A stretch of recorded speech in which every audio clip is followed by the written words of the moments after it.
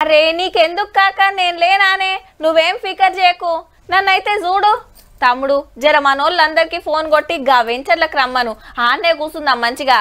ఈడేంద్రా నిన్నటిదాకా మనతో తిరిగి ఇవాళ అట్రోకు పోయిండు, గింత చేయిస్తాడనుకోలేరా. మామ నువ్వేం చేస్తావో నాకు తెలియదే, ఈ రాత్రికి మనోళ్ళని ఎవ్వరు కలవకుండా చూసే జిమ్మేదారి నీదే. తెలుసు కదా మన గుర్తేందో. నీ అవ్వ వాళ్ళు ఓటుకు 5,000 ఇస్తుంటే మనం 1000 ఇస్తే గెలుస్తామే. అంతేమో చేసేటట్టునో గాని ఇగో గిట్లుండునబ్బా ఈ రాత్రికి.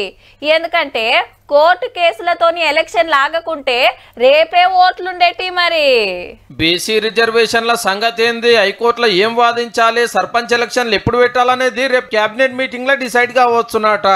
సచివాలయంలో సీఎం సారు, మంత్రులు, ముఖ్యమైన ఆఫీసర్లు కూకొని చర్చలు చేస్తారు.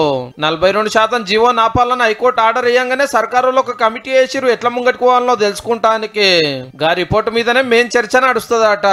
బీసీలకు మాట ఇచ్చినట్టే కులగణన చేసి అసెంబ్లీలో బిల్లు పాస్ చేసి సెంటర్ వాళ్ళకి పంపిస్తే వాళ్ళు పెట్టిండ్రు. ఒక ఆర్డినెన్స్ చేస్తే అది కూడా సేమ్ కథ. మళ్ళొక పారి అసెంబ్లీ పెట్టి 50% రిజర్వేషన్ల లిమిట్ చట్టాన్ని మారిస్తే దాని మీద కూడా గవర్నర్ గారు సంతకం పెడతలేడు. ఖుద్దు ముఖ్యమంత్రి, మంత్రులు ఢిల్లీ జంతర్ మంతర్ కాడ ధర్నాలు చేసినా సెంటర్ వాళ్ళని ఎన్నో మాట్లాడినా ఫాయిదా లేకుంటే జీవో తెస్తే దాని మీద కొందరు కోర్టుకు ఆగబట్టే వరకు మొత్తం ఎలక్షన్లే ఆగిపోయే. లేకుంటే రేపు ఎంపీటీసీ జడ్పీటీసీల కోర్టులేవాడు 10 రోజులైతే సర్పంచుల్ని ఎన్నుకొందరు. చెల్మన్ నోటికాడు బుక్క అట్లెట్లయితే కొడతారని బీసీలను తొక్కటైరు, తెలంగాణ బంద్ చేసిండ్రు. గిసొంటి ఇయాల కేబినెట్ మీటింగ్ అవుతుంది. మళ్ళొక పారి గట్టిగా కోర్టులో కొట్లాడాలంటే దానికి నెల టైం పడుతుంది. విచారణ ఎన్ని రోజులు నడుస్తుందో, ఫైనల్ తీర్పు ఎన్నడు వస్తుందో ఎట్లొస్తుందో తెలియదు. ఒకవేళ పాత రిజర్వేషన్లతో అయితే ఇప్పుడే ఓట్లకు పోవచ్చు. కాకుంటే బీసీలకు 42% పదవులు రావు.